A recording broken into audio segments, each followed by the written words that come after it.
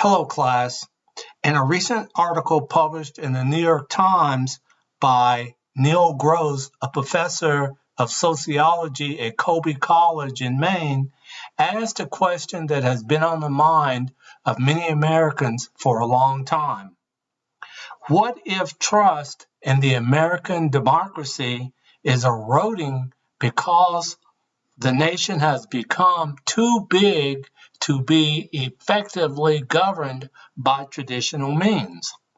In context, the United States has a population of over 325 million people and covers roughly 3.8 million square miles.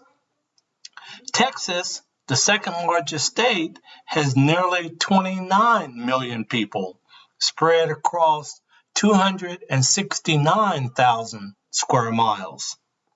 Gross raises the possibility that regardless of which candidate is elected to the presidency, the citizenry will be dissatisfied with legislative and government performance. The question often raised, does my one vote in 150 million really count? In context, is too much power concentrated into the hands of one individual or one political party? There are additional questions concerning geographic, cultural, and religious fragmentation. Our forebears and political thinkers foresaw this as a looming issue and advocated for small republics. Plato and Aristotle admired the city-state because they thought reason and virtue could prevail only when a polis was small enough that citizens could be acquainted with their leaders. Montesquieu, the 18th century political philosopher, argued for the benefit of small territories and asserted in a large territory the common good is sacrificed for 1,000 concerns, whereas in a smaller one, the common good is more strongly felt, better known, and closer to each citizen.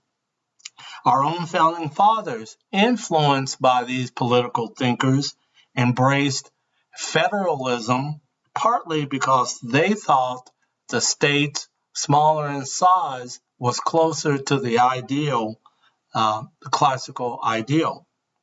James Madison believed larger republics better protected democracy because their natural political diversity made it possible for any supersized faction to form and dominate.